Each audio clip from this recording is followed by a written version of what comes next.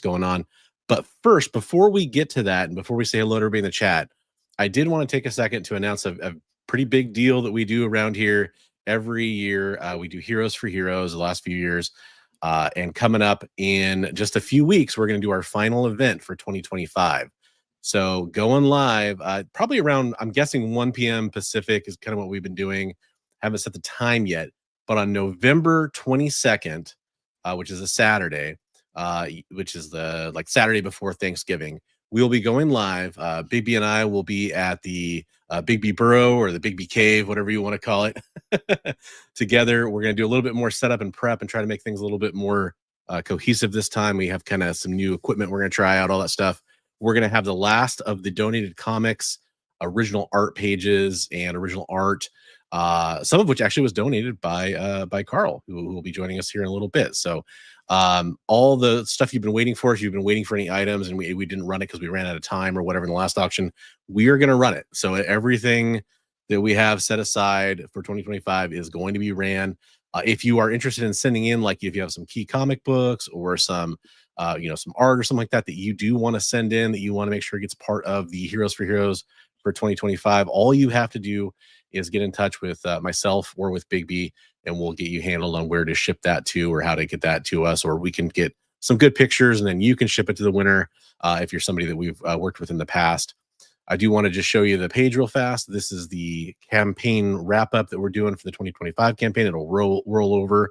We are at $56.79 of our $5,000 goal, which is awesome. We hit our goal, but we'd still like to add some more money. If you guys don't know or don't remember, all of the profit is directly donated to Mission 22, and they work to help prevent veterans from dealing with mental health crises.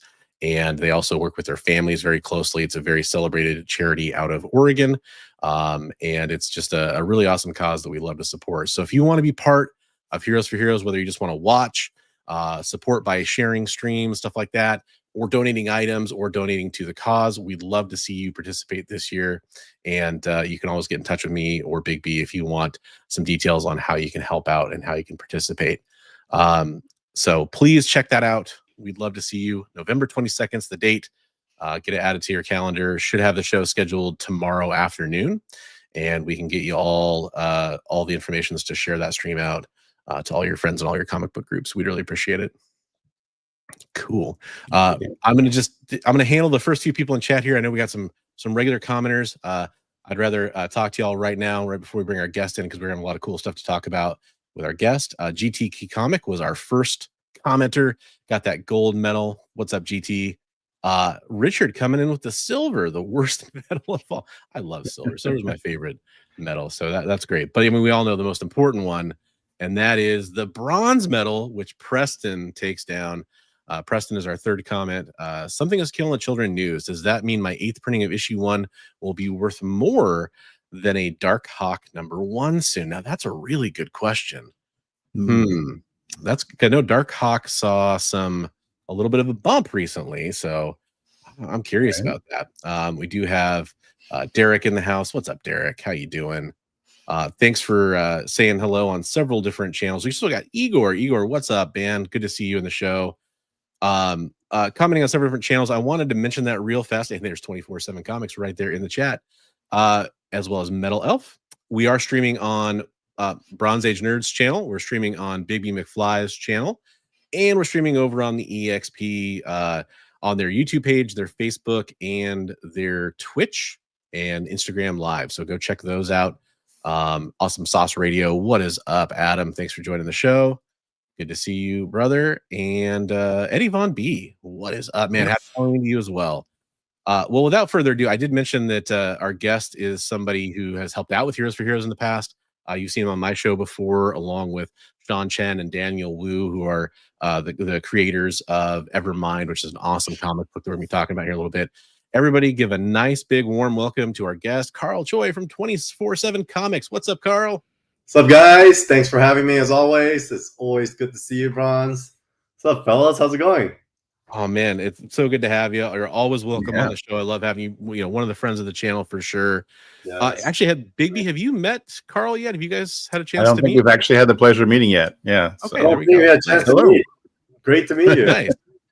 Nice. Well, we're doing the introductions tonight. Hopefully, we'll introduce some people as well to the awesome Kickstarter you guys have running right now. Actually, gonna get that set up so I can share it so everybody can check out what we're talking about here. Um, so while I'm getting that set up, Carl, how you been doing, man? How's the campaign going? I've been on the road, to be honest with you. It's been really, really a hustle. We went all out for this one. Campaign's been going okay. I'm not sure if you guys heard, but the day before we launched our campaign, we got an email from Kickstarter saying that they were going on strike. And so because of just pay discrepancy between, I think, the higher upper levels and middle management, etc., most of the team at Kickstarter went on strike. So only the kind of department heads are still there, but most of the kind of blue collar folks that usually help with a lot of campaigns and marketing, shared posts, all that kind of stuff, they were just off. And so we've been on our own, but it doesn't really discourage us. It makes us work harder and makes us realize like community members like yourself is what makes being comics great. And so it's been awesome. A lot of folks been supportive. So I took, I reached out to you, Bronze, and thanks for having me. Yeah. And then Sean was over at another show tonight, and then Swagger. I mean, we're just all taking turns hitting everything and everywhere. So everything everywhere all at once. Yeah.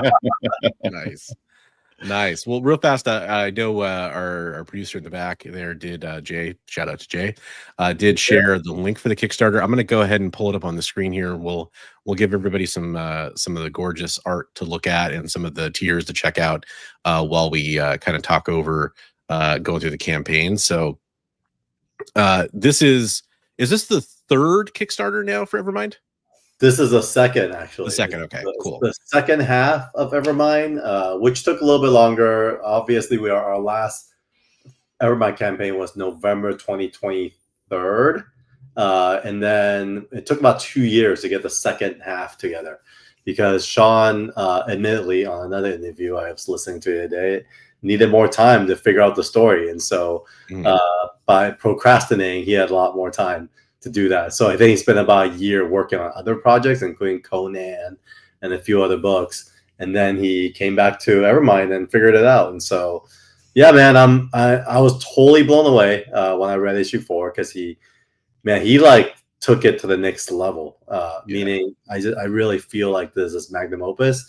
The first 3 issues was such a setup, but once issue 4 hit, it just goes bananas. So I'm so excited to read issues 5 and 6 as well. But I haven't gotten there yet either. He's finished on line work. We're still waiting for colors, and we're waiting for basically lettering. Okay, nice.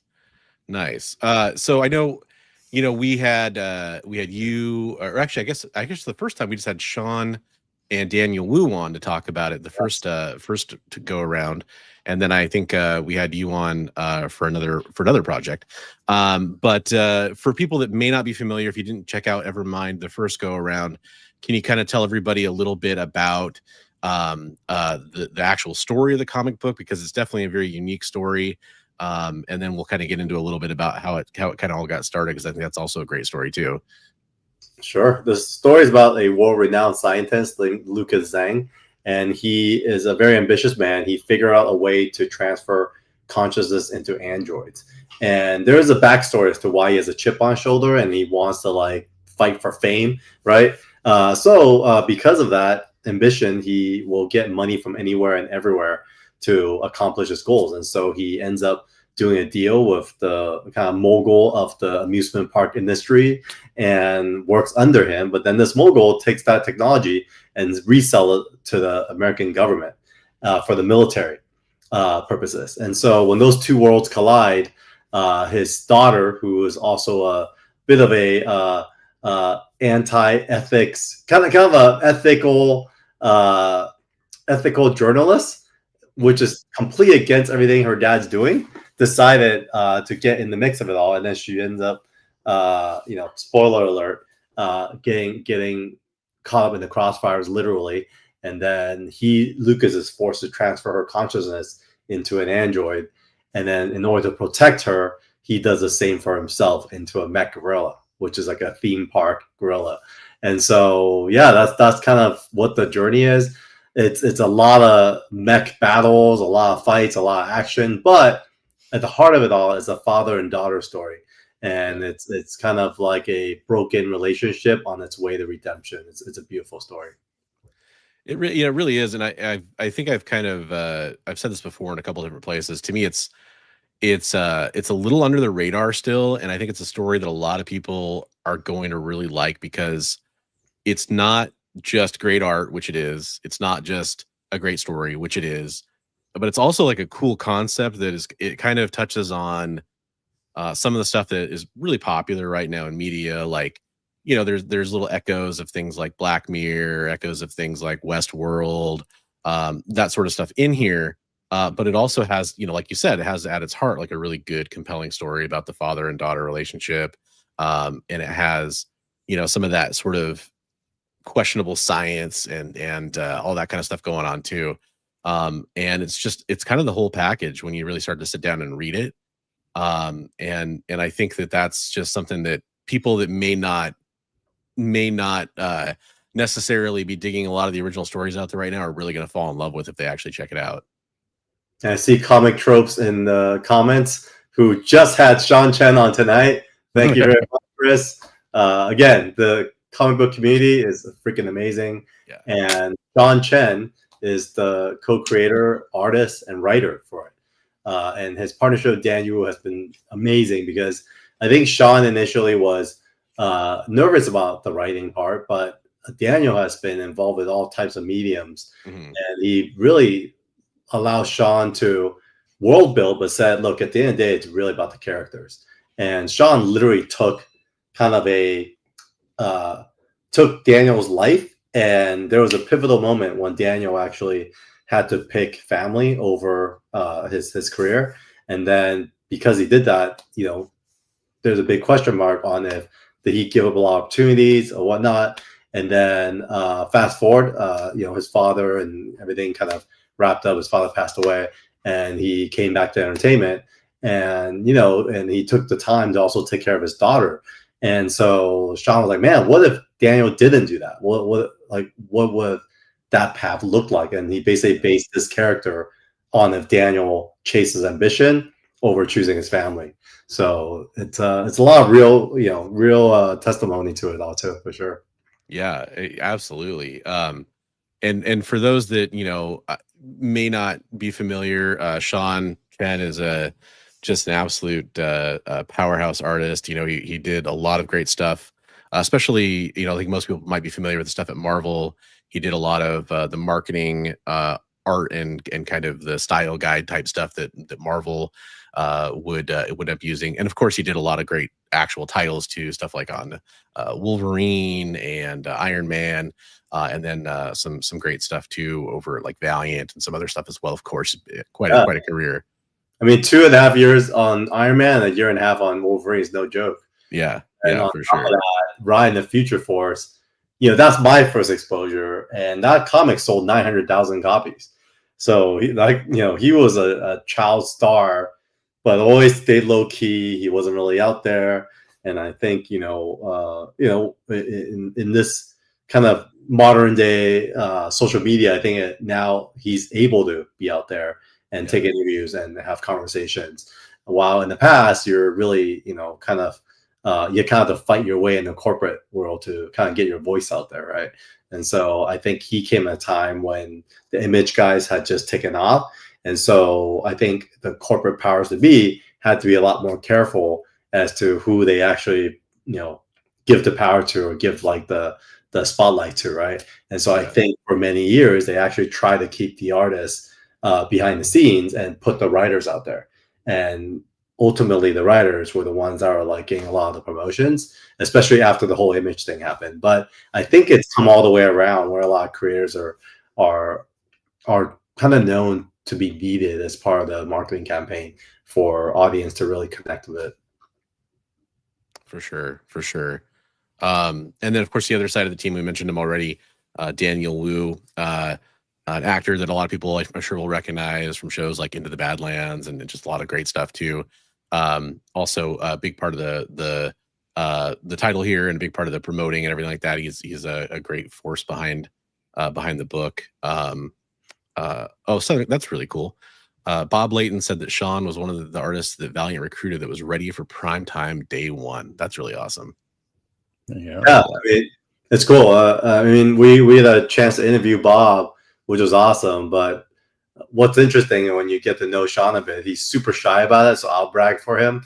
But it was David Mazzucchelli who actually, brought Sean into the fold. Like he was his first mentor, and it was at San Diego Comic Con where he was with Mazzucchelli at his table when Valiant came to approach him and said, "Hey, David, we want you to work with Valiant. We're starting this new thing." And David was, "Oh, I'm not into it anymore, but you should work with him, Sean. He's ready to go." So Sean took his portfolio over to the Valiant table, and Barry Windsor Smith was the guy reviewing portfolios. And so Barry Windsor Smith saw Sean and says, "All right, you're coming with us this week." So he recruited him. Barry mentored Sean, and then when Barry left, Bob took over. So that's really like the whole story. So it's really funny because, like, I'm a huge Barry Windsor Smith fan, and I remember I would buy certain pages here and there, and he'd be like, "Oh yeah, I remember when I was at Barry's house, he pulled that out of the envelope and he was looking at it. He actually didn't really like that page because of XYZ." I was like, "What the heck?" So he was like hang out with Barry Windsor Smith's house all the time at his apartment, just hang out and drawing with the guy. So yeah, Man. definitely go all day long. Barry Windsor Smith. Yeah, So absolutely. That is so cool. Yeah. Right on. A lot of cool stuff. And by the way, I mentioned earlier that Carl has been amazing in helping out the Heroes for Heroes charity that we do for Mission 22. And one of the things he's donated very generously was several pages from Sean. And one of my favorite things about Sean is every page, every original art piece you ever see from Sean, on the backside, you'll always see like the preliminary work and the layouts and him kind of like working through the process of what he's going to do on the finals on the other side. And it's just a really fun thing to see because every page you get from Sean, you're not only kind of getting this awesome original art, which it is, but you're also getting like all this prelim work, and you're kind of being able to study like what he was thinking as he was kind of getting into getting ready to draw the final product. It's an awesome thing to see. Yeah, no, it's the art collector community always says when you buy Sean Chen art, you're getting two for the price of one. Yeah. You look around and you see all the prelims. It's pretty fun. It's pretty cool. Yeah, that is amazing. You can impress Barry Windsor Smith like that. Comic Robe wants to know what 24/7 stands for. He's our resident troll. Yeah, no, I love that. and people don't ask. I don't know why. It actually came from my near-death experience during the pandemic. So I was hit very early, actually August of 2020. My wife is an ER nurse for 13 years, and she ended up catching it, bringing it home. I caught it, but it hit me way worse than it hit her. And so I was out for a few months. I literally, if you look at me now, I was 30 pounds lighter than I am now. Wow. And so I was like a skeleton by the time I was done. And when I survived, I got back up, and I remember as soon as I was conscious again, I kept thinking about comic books 24/7. And so I don't know why. And so I started pulling out old books, started reading again, and it just became a thing where I always wanted to consume comics. If I wasn't on a physical book, I'd be on my phone. And then when I recovered, and my business partner and I started working on acquiring some of the comic book IPs, and then some of these creators would come to us and say, "Hey, Carl, we have either stuff stuck at Marvel and DC, or we have stuff stuck at Image, but we'll do some new titles for you if you're interested." Yeah, let's do it. And so we backed Justin Jordan for Zero Ghost. Then Sean came with Evermind. Then we have Bladesmith, and so on and so on. And then when we were trying to think of this is becoming more than just us backing a few creators. Now it's like a publisher. What should we call it? And then one day I just thought of 24/7 Comics because it was on my mind. So that's really where it came from. So yeah, that's a little behind the scenes stories for it all. And yeah, the covers have been insane for 4, 5, 6. I feel like Sean really got the stride of what this story's about, and he literally went all out. Yeah, and all the covers have been really awesome. Like I was a huge fan of quite a few from the first go around, but it was kind of neat to see some of these homages come in, and Yeah, obviously, yeah, homage covers are huge, so that's really cool. Yeah, that Boland homage is awesome. yeah. He killed on that bullet. I mean, the first one was my idea, but then the second one, he just surprised me. This one is just a no-brainer for me. I was like, that's the best Wolverine cover ever, and we just have to do it because that's we're in this homage meta. I had to highlight, I'm telling a very important story. I definitely didn't want to interrupt, but I noticed this Howard Chaykin quote is just great. I just want to read it for people that can't quite read it on the screen. The great thing about mechanical gorillas is they don't smell like the real thing. The great thing about sexy robots is that they do, and then some. He is such a character. Yeah. He's amazing. Well, you kind of mentioned when we first brought you in, you mentioned a little bit of the difficulty that the team faced with Kickstarter, kind of going through some things. Oh my gosh, K-pop Demon Hunters, that's gonna be successful. That one actually is our most popular variant. I think there's a good reason for it, right? That's currently Netflix's biggest show ever. Yeah, that's gonna be very good. Keep trying to change the size to get all the art here on the screen at once. You mentioned some of the trouble you kind of have been going through, and that it might have been maybe a little bit of a softer launch than you were kind of looking for, but still, I mean, all things considered, looking like a successful campaign, and you're out here kind of talking about it. We're going to keep spreading the message. How have you guys? You talked about being on the road and doing a lot of touring. Has that really, have you seen the impact of that already, and what kind of process has that been like for you? I think so. I think every little thing helps. So at launch week, we had timed it for us to be at New York Comic Con. So Daniel Wu, he is really committed to this project, and he flew out with us to New York Comic Con and did a ton of signings. We had a little collaboration thing we did with PSA, and then we had 2 signing spots. And the first signing spot was a few hundred people, but then we thought no one was going to show up for our afternoon, so we went to go get some dumplings downstairs, came back a little late, and all of a sudden there was a line wrapped like twice around the whole thing. We're like, oh my gosh. So between the 2 signings, Daniel and Sean signed over like 1,000 things. So and we sold out of almost all our 500 copies of our Evermind 1/2 ash cans. So whoever got their hands on them, man, they're all sold out. I think it's nice, crazy. I always hope to have some, to ship out to friends and whatnot, but I guess it's a good thing when definitely a good sign when those things go quick for the collecting aspect and the popularity and all that. But Preston has a great question here. By the way, since we are talking about the final chapters, at least of this main story coming out, will these ever be collected into a trade book at some point? Yes, that will be next year. So we are on a schedule. We announced this over at New York Comic Con as well, but we did a publishing deal with a licensor in China, and it's the same publisher as the 3 Body Problems, and they're going to be releasing the first volume 1 trade, I believe next May.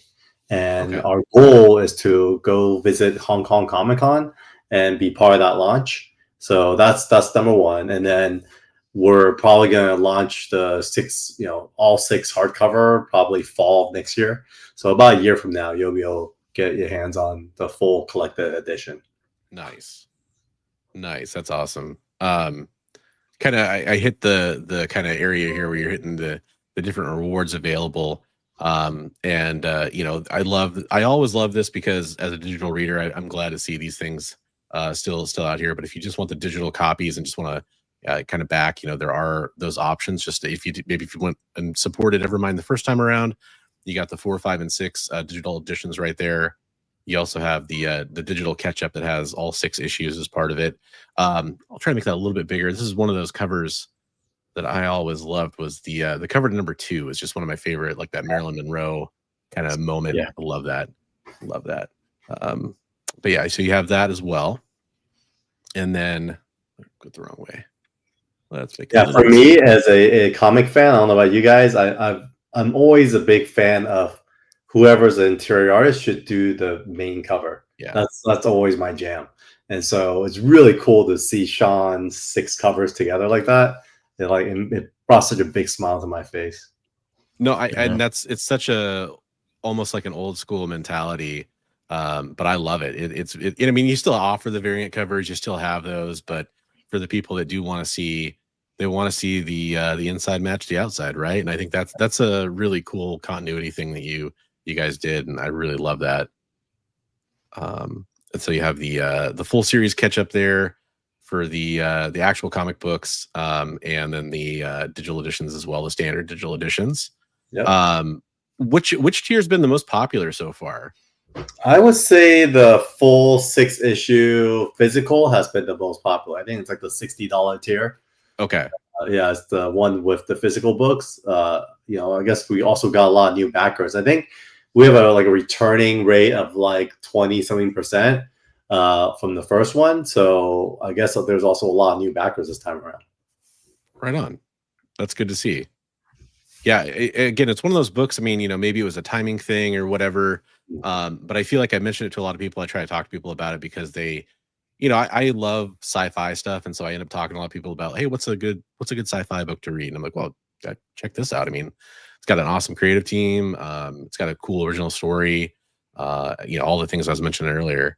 Oh, we got some foils this time around. Oh, well, those are cool. What's funny? The foils aren't very popular. I mean, I think we saw a few, and then the metal covers are like not popular at all. We actually haven't really sold any, and so maybe sold 1 set or 2 sets or something like that. So we were surprised because the feedback we had was the artist editions were not as popular, and that people want these metal and foil covers. And so we did that, and then so we removed the artist edition. But TBD, we might have a little surprise down the line for everyone. But on issues 4 through 6, I think we thought doing something like this would work better, but for some reason, maybe the whole foil and all the metal stuff is kind of out. Maybe I don't know. Maybe people only like it when you see it in person. Yeah, it isn't, and it makes me wonder too. I mean, I don't want to, I'm not going to put any words in your mouth or anything like that about this, but this is the kind of project that I could, we're part of the news we're going to talk about later in the show is about some stuff that's being adapted into like live action and into series. This project is one that could just, to me, it's a home run to get adapted. I'm not saying that there's any, promise of that or anything like that. I'm not trying to prop that up, but I could see this getting adapted in a heartbeat. And then we all know what happens then in the comic collecting game, that people, let's go get the rarest covers. You just heard, these metals aren't really moving as much. I guarantee you that if these end up being like kind of a lower print sort of a thing, that people are going to come back and be like, hey, those metals from the Kickstarter, yeah, those are the ones to collect. And I'm really big on not reprinting each run after I'm done. So everything that you guys get here will be exclusively for this here. So, oh, that's awesome! You guys are doing commissions too for. These have been very popular. Actually, we sold initially. Sean agreed to 3, and then what happened was we did a day 1 special, and then we forgot to take off the regular day 1, and then we ended up selling all 6 right away, and then we launched another 6, I believe, and so a few sold from there. So I think there's still a few spots left, but wow, people want his commissions, man. His commissions are also very reasonable for what's out there. Like you're getting someone who is a veteran in the industry plus years, and he spends so much time on his art, while other artists sometimes, I'm not saying the speed makes or break anything, they're pumping stuff out, right? But Sean really takes a lot of time, like on the 11x17. I think he puts like 3, 4, 5 days, sometimes a week into it, depending on how inspired he is. And so you're really getting the bang for your buck when you commission Sean. Yeah. I mean, like you said, cover quality. Like every piece of art I've ever seen from Sean there's nothing that's like quick about it. It's not. It doesn't look like it was turned out to meet a deadline at all. Yeah, that's awesome. So Bigby, what are you into? Oh, I do art too. Everything. A lot of the same things Bronze is into. X-Men, G.I. Joe, a lot of that kind of stuff. Yeah, but I love the art style and everything on this stuff. It looks really cool. Yeah, I'll give you the Big B elevator pitch. I mean that's kind of weird to do, but I know him well enough. I think I can do it. So Yeah. Big B has owned several comic book shops over the years, not currently, but he has. And then he's been an artist pretty much his whole life. Oh, wow. Yeah, and his commission when we do like the Heroes for Heroes auctions, he's always there drawing. His commissions go for quite a bit. He's done probably my favorite one he's ever done, especially associated with Heroes for Heroes, was he did one with X-23 versus Man Thing, and it's just this awesome like fight shot. Yeah, he's a really great artist too. So That's awesome. And brave for owning comic book shops. I mean, it's quite a undertaking, man. It's no joke.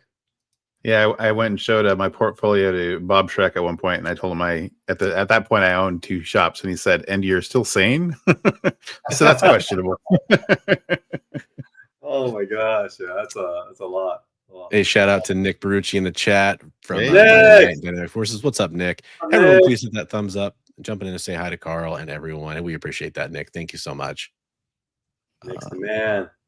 Yeah, so you guys have the 4 through 6 in the metal. Are you going to do the 1 through 3 in metal as well, or? Maybe that's why people aren't getting it. I don't know. Yeah, we didn't add the 1 through 6 as an option, just because we felt like for some reason this set of 3 covers also kind of go together well. Yeah, so we thought people would just get into that. So maybe that's an issue. Maybe that's why people didn't buy it. I was just thinking, like, people might want to have a full set of the medals or something, But. Yeah. Interesting. A strategy card game. Okay. Oh, wow. We're really in the game. So we had Nate, who was our Magic Nate. He was with us for a while, and he's a game designer. So my thing is, any one of our team members, I want them to be doing what they love.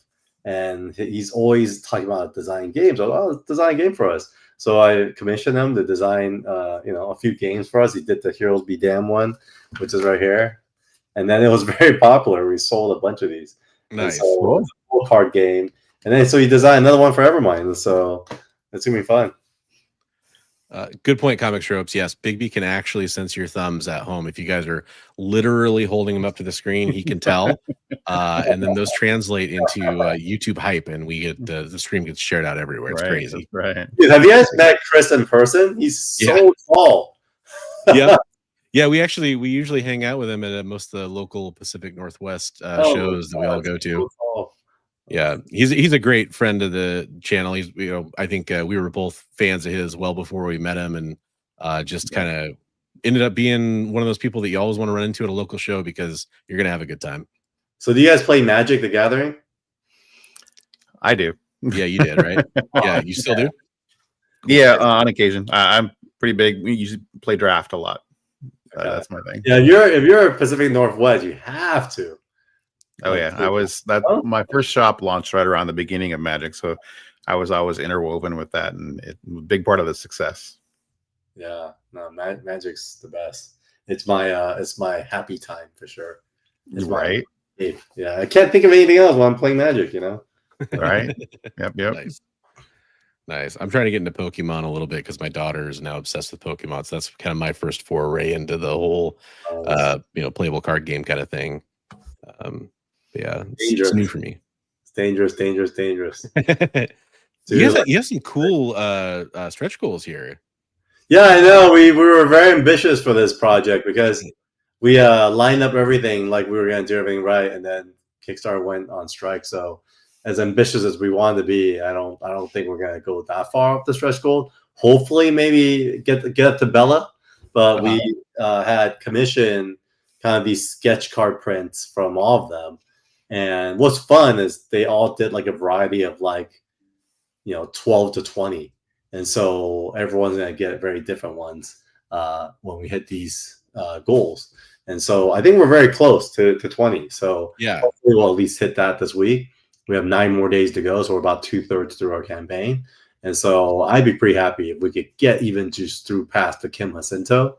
Then I think we'll have a good thing. Right on. Already got the gold lapel pen. So If you're jumping in to any of these rewards, you can go ahead and get that. Yeah, a lot of great. Bella Racklin was definitely one of the ones that stuck out to me. Yeah. A lot of really cool stuff here. If you, I mean, I understand that you with where you're at, 9 days left, this would be an amazing accomplishment. But some book plates and stuff here at the end, that's pretty cool. You had no Warwick Johnson Cadwell. Yeah. Yeah, he's awesome. I love his art. It's just, I think he should just be bigger, but like he's under this Mike Mignola verse, and he puts the books out, but I don't know if people are engaging like they should. But like he's one of my favorite artists. Yeah. But he could be like artist kind of guy too, you know. Oh wow, I didn't even see there's a Jay Lee sketch card set stretch goal. So hey, if we all go back, might be able to unlock some of these awesome stretch goals too. So worth considering for everybody. The more we back, the more we get closer to unlocking some of these. So yeah, folks, spread the word. Spread the word. So is Evermind going to be part of a bigger universe as well, or is it just self-contained? You know, I've never asked the team to create any kind of inactivity because I feel like Marvel has really milked it for all the whole multiverse. So all the surprises and things like that you could even think of, I think is pretty worn out. So my thesis is that we need to create as many classic stories as possible because at the end of the day, what are the stories that you remember? Oh, like Frank Miller's run on Dark Knight. Oh, Barry Windsor Smith's run on X Weapon X, or Daniel Warren Johnson do a Powerbomb, or Transformers, right? So there's runs that I think people remember. And so our mandate to the creator teams are you know what, take your time, do your best work, and we only want 6 issues from you.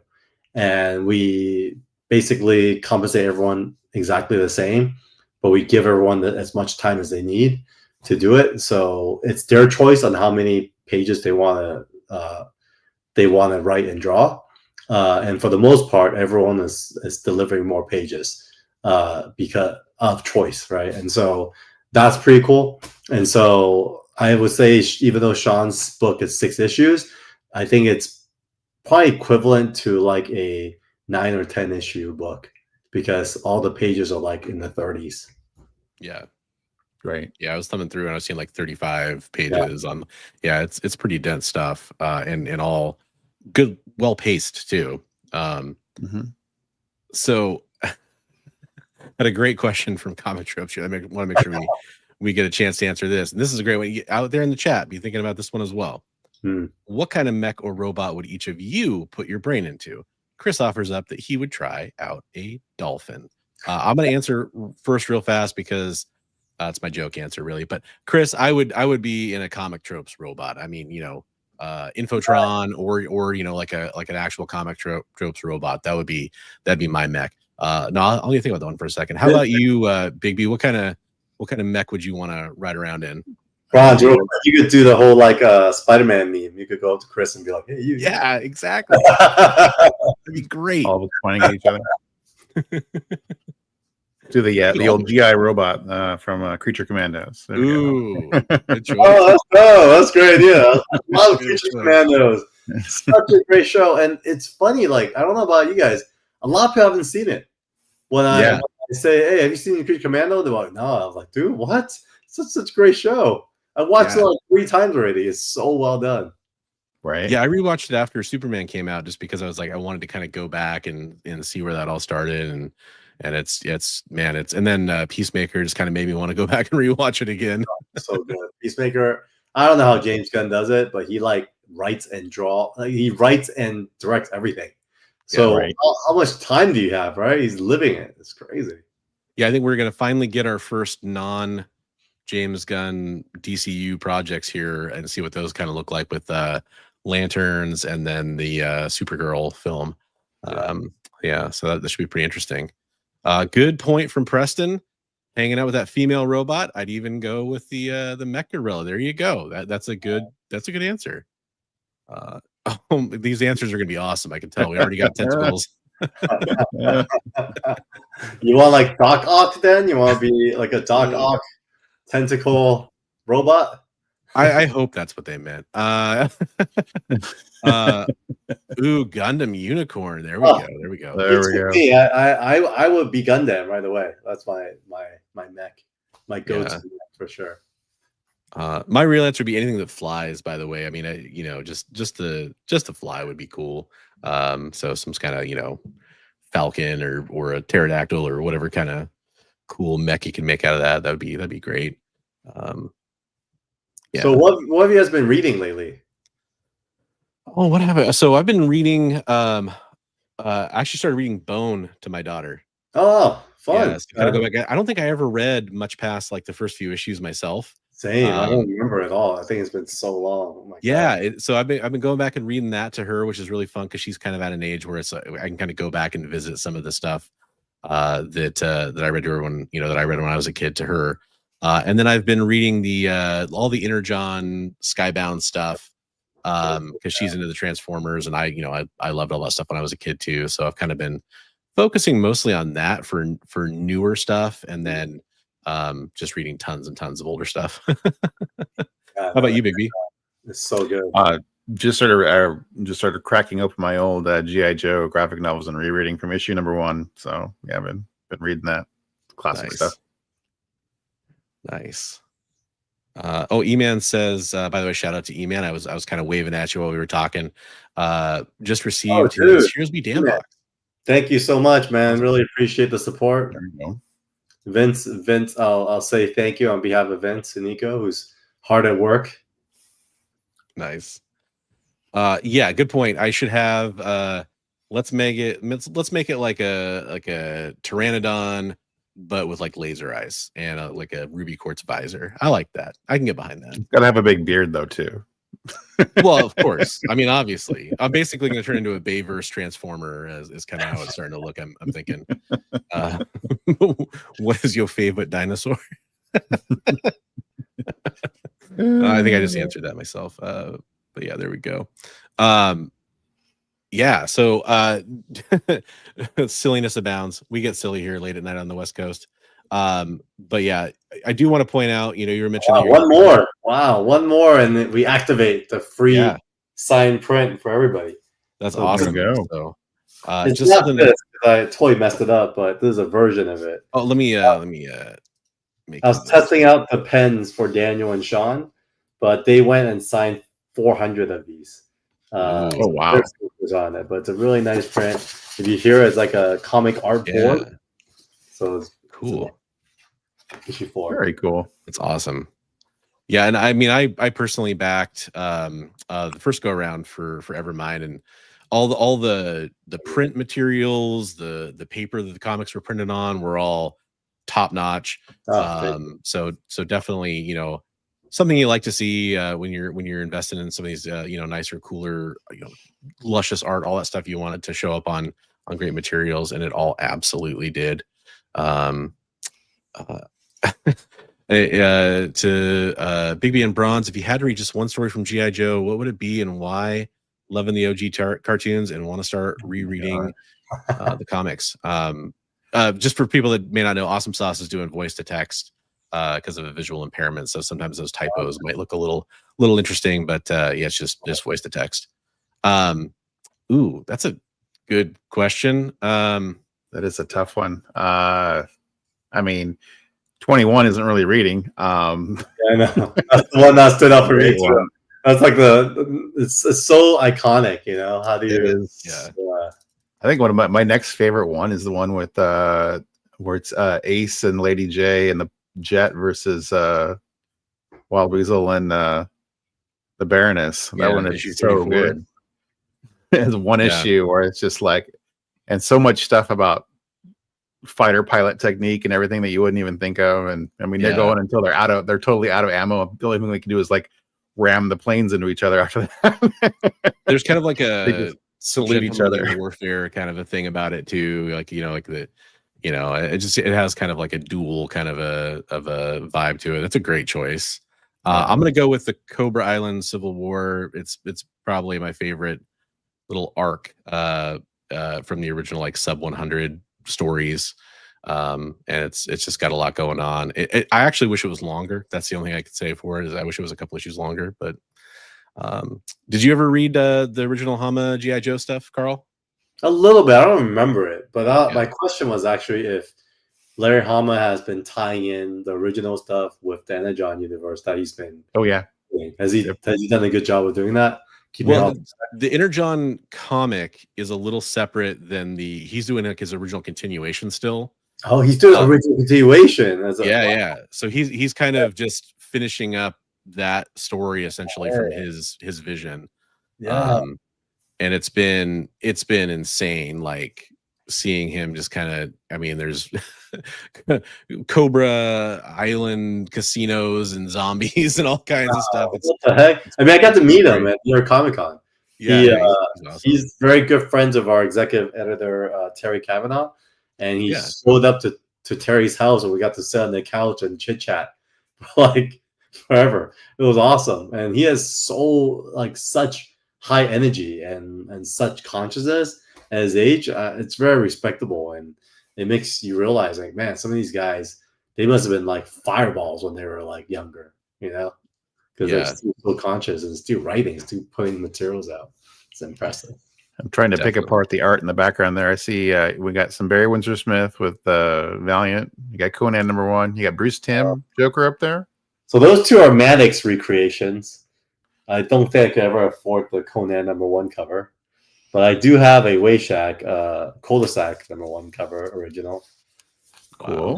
I have this #2 here as well. I'm a big fan of this. Wow. Wayshack. Yeah, he's amazing. That's cool. Yeah, and then this one is from Magic the Gathering. It's the Captain America First Avenger original art. Oh, very cool. So the historic significance is actually the very first Magic the Gathering Marvel crossover piece that came out. So that's interesting. I didn't know that. That's cool. And that's by Ryan Pankos. And then we have Bruce Timm Joker here.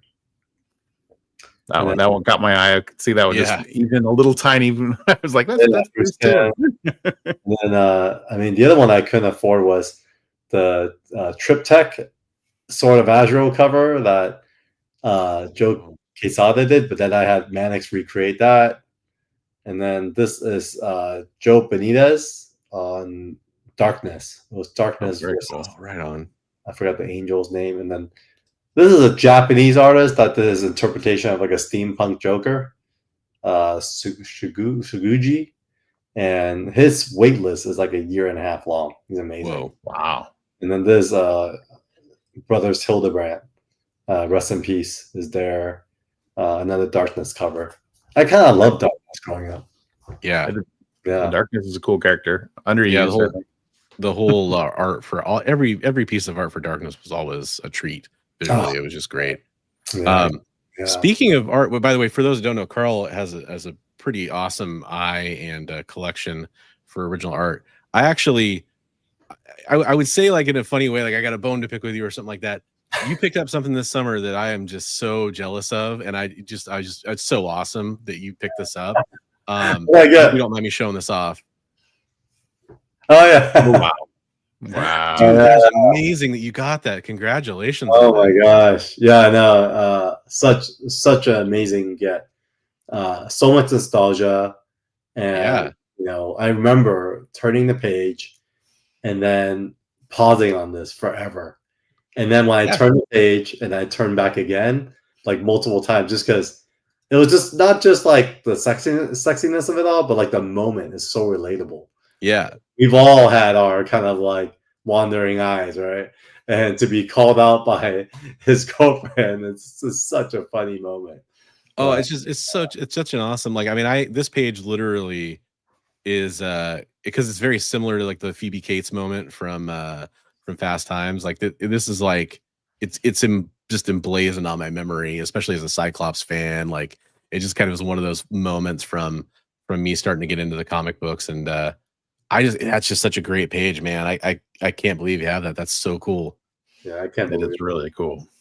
Yeah, I mean it's cool too because Psylocke, she was cut out by Mile High Comics, and for a few years she was in their advertisement on the back of every comic. Yeah. So Right. that's why this image is very iconic for that reason. Yeah. 100%. You're talking about original art back there, and I Yeah. was like, oh yeah, I've wanted to talk to you about that because that's so cool. I mean, like to have any Jim Lee page would be amazing, but that one in Oh my particular. gosh. Yeah, no, Jim Lee. I've been waiting for a piece because, I was a big fan, but by the time I started collecting art, like most of the stuff is just gone, and it's just Yeah. astronomical. And like, not saying this, when for anything affordable. Obviously, it took some bet. time to kind of take care of, but other stuff of his is way crazier, price wise. And so I consider myself very lucky. I feel like I was able to, get it at a good spot. So That's great. What issue is that from, Carl? Do you remember off the top of your head? X-Men number 8, I believe, page 8. Okay, so Yeah. Adam, we're talking about Carl picked up back in August, or at least that's when the post is from. I'm not sure if that's when he picked it up, but Earlier in the year, actually. Yeah. it was early. picked up there's a page of Psylocke coming out of the pool at the X Mansion, and Cyclops she's kind of teasing him, flirting with him a little bit, and Cyclops is kind of staring at her, and Jean catches him. Basically, it's a great page. But yeah, it's great Jim Lee art, and Carl's got the original there, so fantastic. You know what's crazy? Even though that one's like a very iconic big piece for me, my favorite piece in my gallery is to Barry Windsor Smith's Arthur and Armstrong Zero cover. That cover is so iconic for me. I don't know why. Yeah. It felt like it was prime Barry Windsor Smith, and it was such a character story that wasn't quite like the superhero meta. It was just something very different. And so I think that cover is still something that stood to me for sure. Nice. That's awesome. That's really awesome. It is a really good piece. So I do want to, before we can talk about this stuff all day long, and I would love to. Sorry. No. But I do want to make sure we kind of bring it back home here at kind of the end of this little segment here, just to talk about what's going on right now, because Carl's been an awesome guest. I think everybody will agree with that. And he also helped put out an awesome comic book here from Sean Chan, Daniel Wu, and that is going to be the Evermind Complete Collection. So if you want to get a chance to read all 6 issues and not have to wait for the rest of it to come out.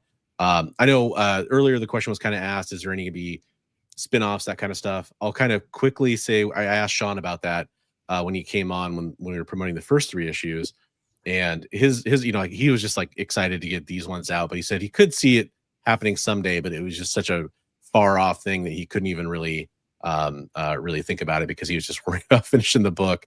So that there's always the possibility, but if you're looking for at least for the foreseeable future, for sure, getting everything, making sure you collect all the single issues, whether digitally or physically, get into some of these extra amazing tiers and add-ons and stretch goals.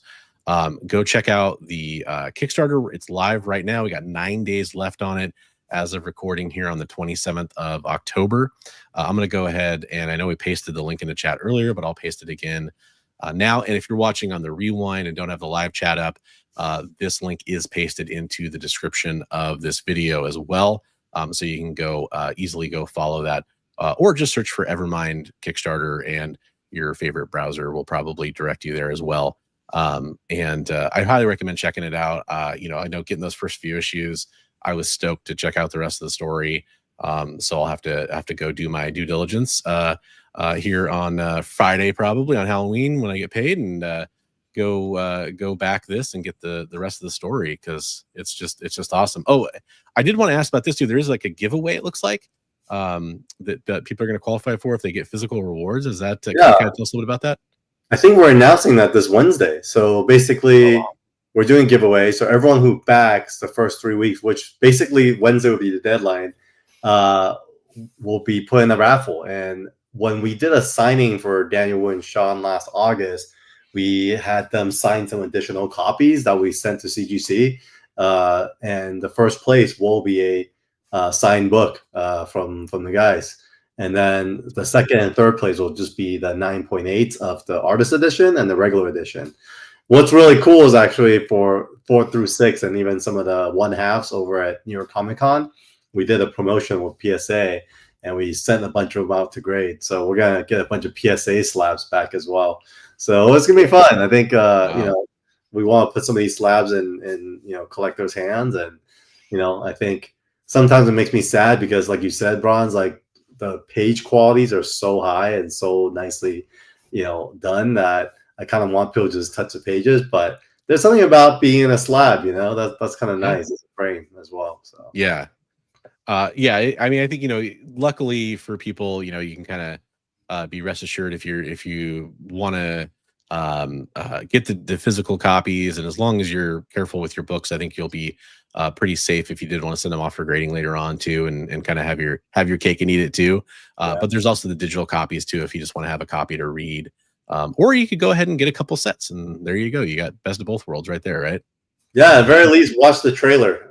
Yeah, Mickey Finnegan was the director of it. And for those that don't know, that's Swaggle House Comics over on YouTube. Nice. Seems to have a popular YouTube channel over there. Great friend of the channel. It's actually our first guest on our first show. Was Really? Mickey. Yeah. So shout out to Swaggle House. But yeah, he did an awesome job on the trailer. Yeah, go check it out. Anything else you want to share with us, Carl, before we move on to kind of just we're just going to handle the regular news segments that we kind of have left to talk about, but you're obviously welcome back anytime. But if there's anything else you want to mention now, I want to make sure you get a chance to talk about it. No, really just want to thank you, Bronze.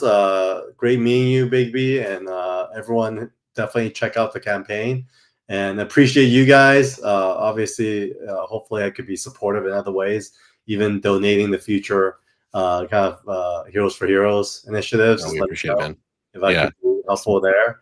But yeah, we're here, and we're committed to this for the long haul. We're on a 5, 10, 20-year game plan. I'm not gonna not gonna lie to myself and think we could blow up 24/7 Comics in 5 years. And so it's really just the beginning for us. So we're committed, and so this is just the beginning. So thank you everyone for being part of the process and our early journey. So and thank you guys for having me. So anyway, we should have people follow you on like Instagram or anything for updates? Please follow us 24/7 Comics HQ on Instagram, and then search Evermind Kickstarter, and you'll be able to land on this page. And then I'm easy to reach too, Carl at 247comics.com. If you have any questions, ideas, I'm pretty fast response wise, and so just stay connected and look forward to sharing more of what we have coming up next year. I'm super excited to share. Very cool. Awesome. I can't wait. I've loved every project you guys have done so far, and I'm just following along and trying to tell as many people as I can about it so they can kind of get involved too. So yeah, check it out, everybody. Evermind 1 through 6 on Kickstarter right now. Go check it out. Go back, and if you feel like it's a project you want to back. And thanks again, Carl, for coming on and talking about it. Looking forward to having you on again at some point when your next project gets announced or the next thing comes up. For sure. Thank you, guys. EXP. Right, let's go. Good night. Sweet. So yeah, I love talking to Carl. I think he's a really awesome dude. And love the comic book. Like I can't stress enough like how fun it is to read. The art is amazing. Yeah. And and perusing what I got to peruse, it looks really, really good. Absolutely. So I spent a little bit longer than I had originally maybe intended talking to Carl. Are you okay if we go slightly over? I know No, yeah. Okay, we're good. We're gonna go slightly over, but we are gonna kind of tackle these pretty quickly because I don't want to have a super long show. But there's some fun announcements. I don't think any of them are necessarily like things that we have to have a huge discussion on, though. But they're fun announcements. I want to make sure we talk about it. One of them is, I alluded to this earlier, is we have a couple adaptation announcements. Hey, what's up, Space Case Collectibles? How you doing? So Something is Killing Children has had several announcements and kind of adaptation rumors and stuff. It was optioned at one point by Netflix for a series. But the news that came out the other day, this was October 24th, the Hollywood Reporter and many other sources reported that we are going to get I've actually always, is it Blumhouse, or I assume it's Bloomhouse, but I always thought it was Bloomhouse, but yeah, be wrong. I know it's named after somebody, but and I would assume that name is Bloom, not Blum. but Blumhouse, which they're kind of big in all the horror movies, and this is kind of their Super Bowl going on right now with everything. And they got Black Phone 2 is out in theaters, and that character's in Fortnite, and just all kinds of crazy stuff going on with them. But they're Right. going to be having the rights for a live action feature film for something that's killing the children. The actual production history has been kind of like, I know people get tired of that optioned news. I feel like this is a little bit more concrete. I know Netflix let their deal expire, and so some people got kind of cynical about this, but I have a feeling this is going to be the real deal. It looks like. I don't think that they're gonna half butt it. Oh, it's Blum like plum. Okay, Blum like. Hey, I appreciate it. I kind of knew you'd know the answer, Jay, so I was hoping we could get it from you. You just seem like the guy who would know. A lot of the article just kind of talks about how popular the comic's been. But yeah, I'm excited for this. This is literally one of my favorite comics from the last, I guess technically it's 6 years now, but I'd say the last 5 years or so. And I still read the volumes as they come out. And I love that first arc the most, but the first 20 issues or so are really solid in my opinion. And I like the world quite a bit too. So I'm excited. You got any thoughts on this one, man? No, that's really exciting to see that it's going to be coming out, going to reach a whole nother audience. So yeah. Yeah, so there you go. Your 8th printing might be worth a little more. For sure. I've got quite a few of these. It's odd. I have two first prints. I have the Frizen cover and the Jay Lee cover. Both graded and 9.8 and all that stuff, and the Jay Lee one signed by Tinian. I actually don't have the A cover, which it's not my it's kind of a boring cover to me, to be honest, like compared to the variants I have, Kind of which I really iconic like. though. I mean, that's the thing, and it matches like the trade dress and the like theme of the rest of the series so much more. So I feel a little bit better about picking up that one at the show from you. Yeah, for sure, man.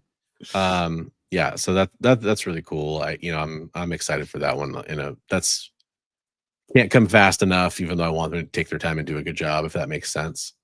Right. Yeah, no, that's cool. So the story that kind of goes along with that when we're talking about adaptation news, and this one's a little bit less of a done deal because Blumhouse is pretty much, I think at this point they're just ready to rock and roll on it and start production, all that stuff. This is from Deadline. They're talking about an Energy Universe adult animated series. So that's G.I. Joe, Transformers, Void Rivals. And that's with Joe Henderson as the showrunner. Joe Henderson is from Lucifer and another show that I didn't really watch Lucifer, but I really liked a show that he did that only lasted one season, but it was called Almost Human. It had Carl Urban in it. That was a really good show. So he does some pretty good series. So that's exciting.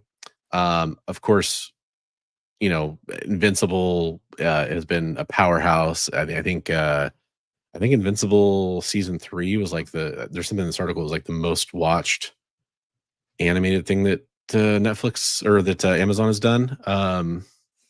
Something along those lines. But yeah, that's pretty cool. That's exciting. Yeah, it's really exciting.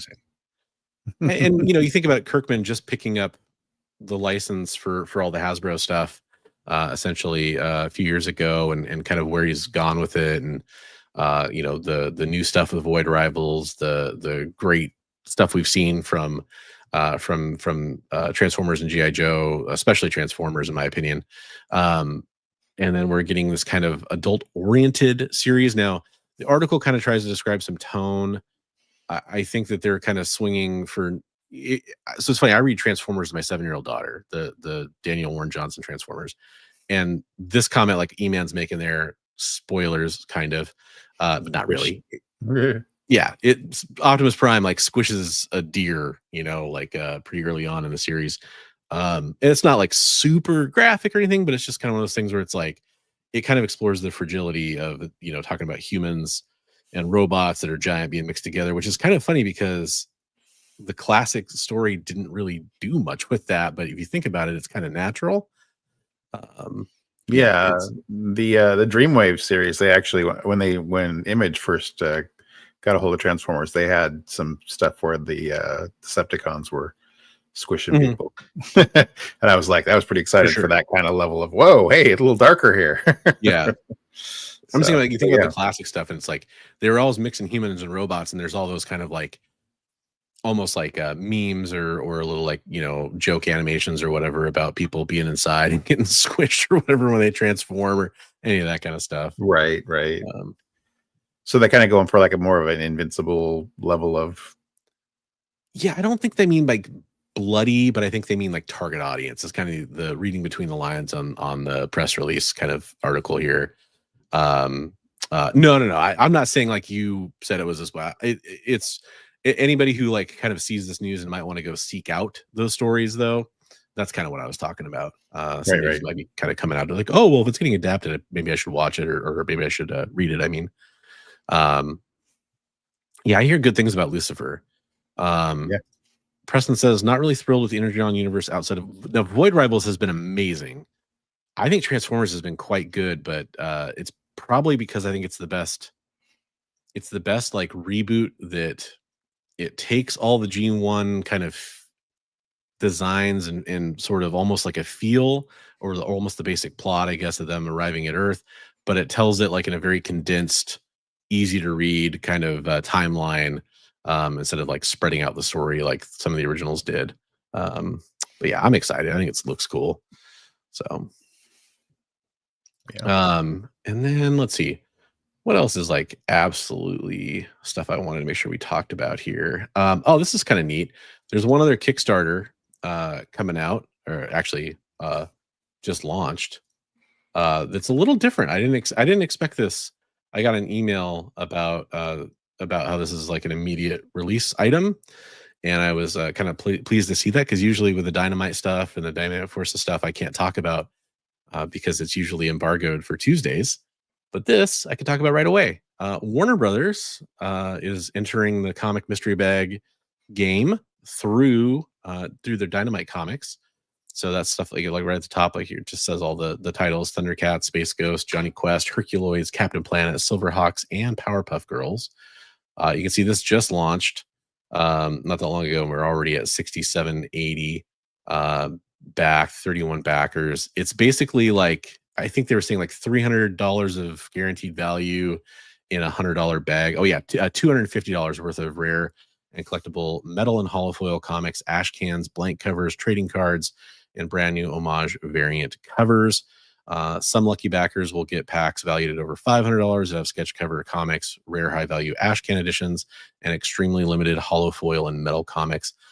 With 5 big items in every bag, the value just builds and builds with each blind bag purchased. So, we just talked about Todd McFarlane not wanting to enter the blind bag game, and I think that brought up a great conversation about the whole blind bag kind of experience. And then we kind of talked about how we kind of dipped our toes in that recently. And now you have this with some really great artists involved. I mean, Mike Yeah. Mignola, Mark Spears, Nakayama, Frizen, Jay Lee, Mannix, Perillo, just some really, solid artists here. Ben Oliver, Derek Chu. So What a are you going to pick up variety any of of these, Jake? titles too. Like a really Yeah, broad variety of titles. exactly. I mean, a lot of stuff here that is kind of tugging at some nostalgia strings for people. Yeah. Um, Yeah. Captain Planet, Thundercats, Powerpuff Girls, Space Ghost. Are you think you'd be interested in backing any of these, or is this kind of not Yeah, necessarily that up your sounds alley? Or what do interesting. you What think? was the price on that to back it? So I think it was $100 per bag, I want to say, but you're getting a bunch of items. Um, yeah, $100 for the mystery bag. You're guaranteed one metal or holofoil book exclusive. It's exclusive to this launch. 1 of 8 new homage variants by Ken Hauser, recreating an awesome iconic scene and only available to this program. A buyback book from the WB Library of Comics published by Dynamite. So that's kind of an older release. and then one of 8 possible blank sketch cover comics, and then a hard to find ash can variant. So those are the you get 5 items basically. Cool. And then 15 random bags will have the original art sketched on the blank by a number of incredible talented artists, which we talked about earlier. That's so really cool. That's yeah. really cool. It's pretty neat. I'm kind of considering it. It's just one of those things where it's a hell of a lineup of artists, and that's a crazy cross section of titles. You know, I think there's a lot of the downside would be there's probably a lot of I was hoping for Space Ghost and I got Powerpuff Girls or whatever. I'd probably be happy because my daughter likes Powerpuff Girls, but most people will probably be looking for I the don't think there's too much to be disappointed in that lineup. So yeah, exactly. But I mean, that's the only thing is like the only negative is that there's maybe if you're going for a specific, yeah. And then by the way, quick correction, which I always read incorrectly, but did get somebody pointing out Ken Hazer, not Ken Hauser, which I always make that mistake. It looked like it said that the buyback books were signed and stamped too. I know like they do that with cards nowadays, like Topps does it, and they'll have them like they've got a impressed stamping or embossed stamping on them, and then they're signed. So yeah, looked like it said that was going on with the buyback ones. So that's cool. Okay, there we go. Great point from the title there from Adam. I'm back in just because they called it mystery packs and not blind bags. Dynamite rules and F blind bags. I will say, just to be transparent with you, Adam, there is something that says blind bags lower down in the page. Just going to be honest with you, I don't want anybody pointing that out later to you and being like, "What the hell?" But yeah, they call it a mystery bag at the top, so that's pretty cool. So yeah, just kind of different. I mean, they're kind of taken over. I know Boom just did some blind bags too, talking about something of skill in children. So pretty interesting.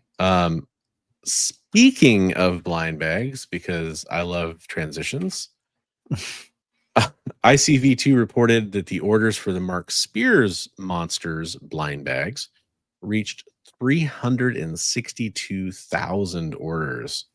Holy cow. That's insane. Wow. That's insane.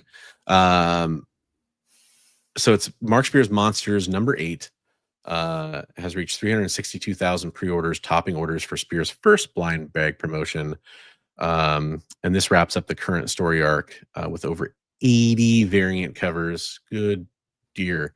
All by Spears, in addition to 25 of the blind bags that contain 25 days of Krampus tickets, golden tickets that can be redeemed for unique signed and remarked comics. The comic will be released on December 17th with an MSRP of $5.99.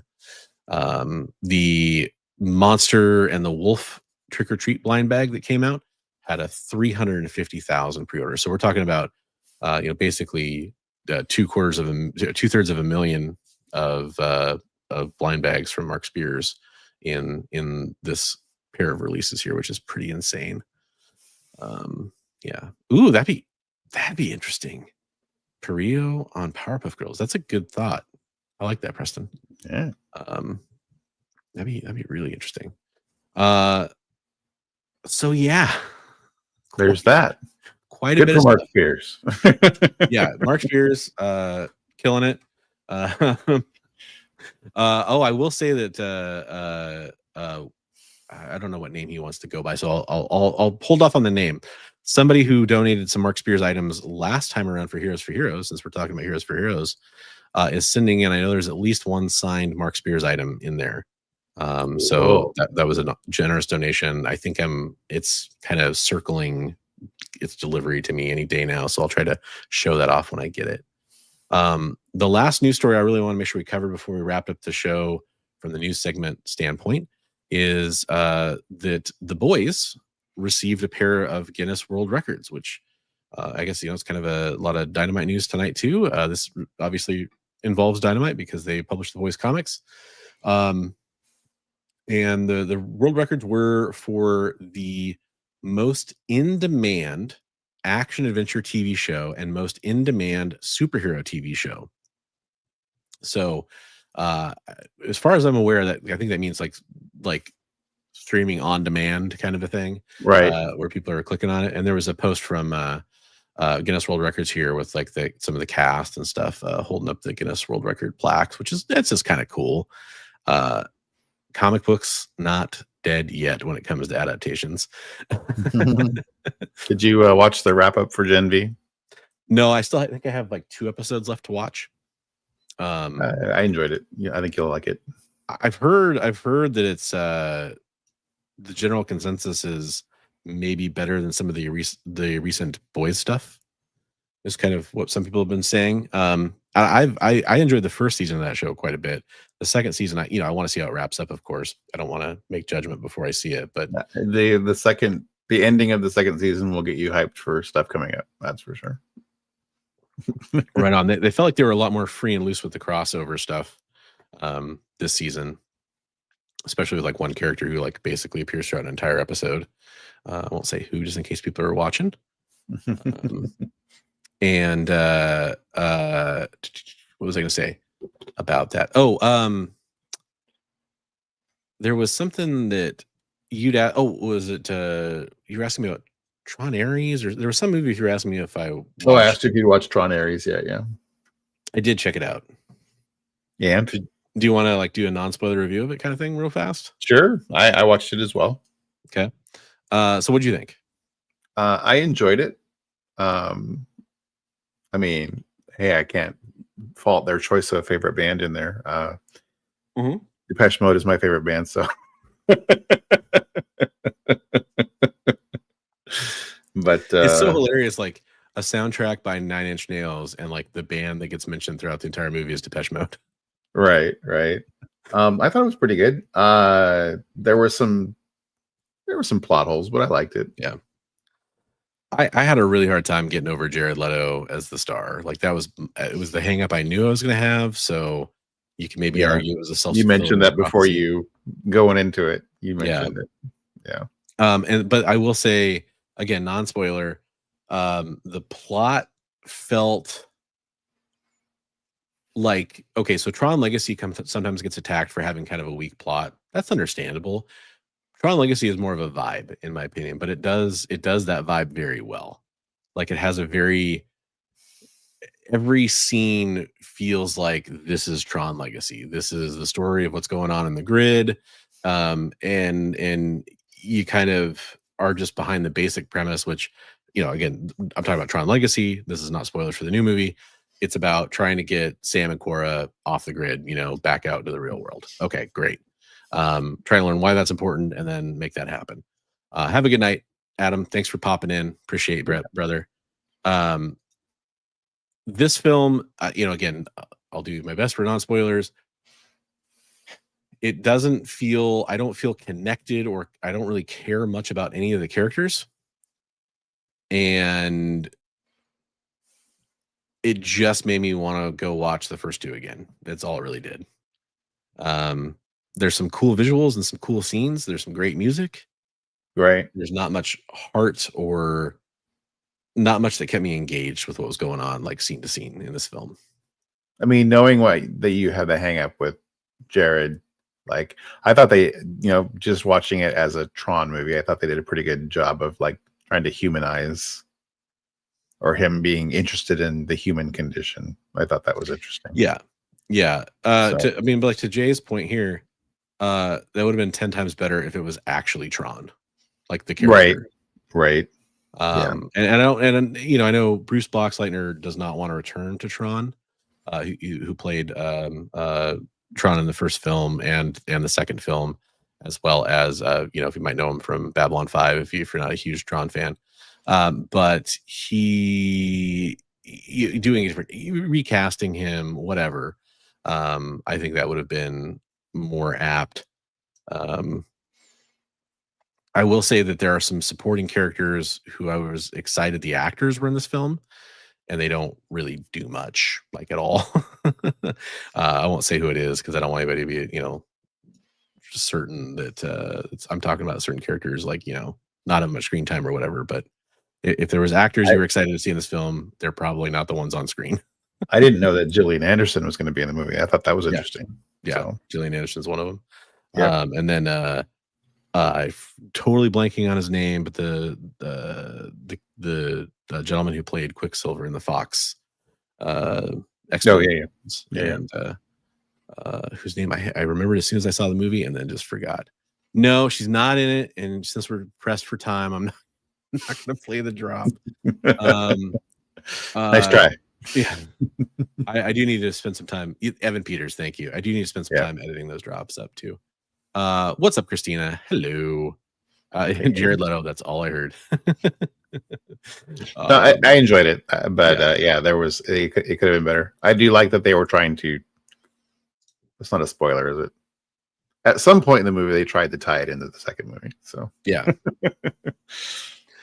I'm gonna show off some real quick community artwork, and I'm gonna skip the drop on that too, just in the interest of time, because I would like to wrap the show up, and still show all the quality content. So for the community artwork, there's a couple things I'll show here, and then I'll show one other thing that I forgot to show last week. Erwin, we showed off Erwin's amazing sketch cards. Last week he had the pencils done. We talked about how this one kind of reminded us a little bit of Art Adams, but he's added some colors and finished these off too. So beautiful. These are great. I love these. Erwin, so good. Killed it. They're like corner boxes. Yes. Yeah, for sure. And then shout out to I don't know how you want me to pronounce this, but Kinetsius is how I'm going to take a stab at it. This is their rendition of TMNT. They're asking you to ignore Donatello's placement. Just think College Humor's joke about him. LOL. I don't. It must be that no one cares about Donatello. I think that must be the joke, because Donatello's in the background. Behind the logo, he's in the background. Yeah, I like the way he did that with the different the layers of the focus. That's really nice. And folks, I'm highlighting these from my Discord server, the Bronze Age Nerd Discord server. The link is in the description for that as well, if you want to go check it out. Or if you want to put art in there. Yeah, exactly. That was the next thing I was going to say. If you want to share your own art off, show off your own art. That's what I'm trying to say. And for those who shared some stuff with me this week, I'm sorry, I've been a little bit under the weather. I didn't get it in there, so I'll get it in next week. I'll highlight this real fast and I'll read what Erwin said. So this is the Manglinator drawing used for promoting the figures produced by Toyfinity. The maroon sky was requested by the client as it alludes to a future release of figures. It was originally intended to be a gradient of blue to purple. These characters were designed and sculpted by me based on initial designs by Matt Dottie, who also modified some sculpting for production. That's really cool, Erwin. That's really cool. Nice. Really cool. And then I don't think we showed off this last week. I don't think we had it yet. Nope, this is Yevgeny. Yep. Yeah, Yevgeny Sokolov's obviously doing a Weapon X Wolverine here. Jesus. So good. Oh, good. Yevgeny, killing it, buddy. Oh. And then poor Donnie, the Forgotten Turtle. saw some of these sketch cards here. And then I want to show, we ran into one of my high school and middle school friends at Frankenstein Comic Swap. And I got to catch up with him a little bit, which is really fun. I didn't expect to run into him there last week when we did that.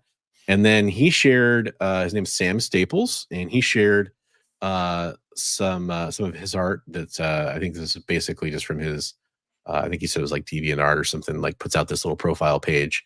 But he did some really cool stuff on here that I wanted to just kind of show off real quickly. He did a DC tryout, so he has some stuff here from his DC Comics tryout here. This was based on a script by Jeff Johns from Superman Secret Origin. And I mean, he just did a great job. Like, it's one thing to draw a really cool picture, which is hard to do. It's another to tell a sequential story and really, sell that. I know like Big B has done this before with some sequential Batman art, as well as some other stuff too that I highly recommend checking out. But this is really cool. You see break into the X-ray vision. That's just neat to me. So shout out to my friend Sam who did this. Let me see here. Little Northwest action here from an original story. The Astoria Tower. Yeah, from Astoria.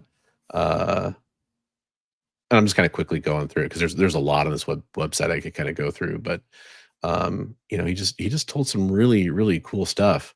Um, what is this one? This piece was called "Brilliant" by comics legend Christopher Priest, annotated and signed by Priest himself. That's cool. So just shout out to him, and that's really awesome. Yeah, And it was then, really cool to meet him. yeah, he's just it's just one of those things where I haven't talked to him in 25 years. Yeah, there's some Smallville references in there too. Yeah, for Oh, sure. that was totally a Smallville story he was doing. Yeah, yep. Some stuff there, dating in LA. Just really neat. I Oh, like that Cthulhu one there. That's pretty cool. yeah. For people want to see some more comic book stuff, there's a Wolverine. Very cool. Couple different finishing Awesome. styles there. Little cartoonist kayfabe. That's cool. Nice. So, oh, profit. That's cool. Right on. Well, hey, I just wanted to make sure I had a chance to spotlight that. So yeah, we're gonna have lots more community art that we're gonna show off next week. Again, if you want to have your community art featured on the show, make sure you send it in through the Discord server, or you can send it to myself or to Big Me McFly. And then thanks to everybody who has checked out the latest episode we had on the Frankenstein comic swap on the channel. Did you get that link to work to share it out on your channel? I tried. I'm gonna try it again now that I'm on the desktop, but I can't get it to work from my phone. Interesting. We tried to make it visible on both channels. There's a little like new feature that YouTube's doing that I don't know, maybe it's just having a bug or something like that right now, but we'll try to get that shared out. But definitely go check that out. The positive comments and responses have been awesome to read from the recent live shows and from those episodes. We'll have more of those come in. We have one in the bank that we're going to try to get out soon, and then more coming soon. So definitely check those out. If you have topics that you want to suggest to us, please let us know in the comments down below or in the live chats of any of our videos. Stuff you want to see us cover on our podcast format show, which is Best Coast Comics podcast, and this is the Best Coast Comics live show. Trying to give you more options and more entertainment every week. So yeah, I think that's everything I had. Do you have anything you want to make sure that you shout out before we wrap up? I think you covered it, buddy. You got it all under control. I know you're not feeling too good, so I'm trying to pull my weight here and do most of the talk. Good. It's all good. But yeah, we'll catch you in the next episode. Everybody, thanks for being a part of this one. Thanks to our guest Carl Choi from 24/7 Comics, who was in here earlier talking about the Evermind Kickstarter, which is also in the description of this video. If you want to go check that out and back that, this is a good chance to remind yourself to go do that and maybe get a chance to win some of those drawings. They're going to be announced on Wednesday. And yeah, we'll catch you next week on the next episode of Best Coast Comics Live. Have a great day, everybody. Oh, actually, hold on. I got to set one thing here because it's not going to work correctly if I don't, which makes this a little awkward, but here we go.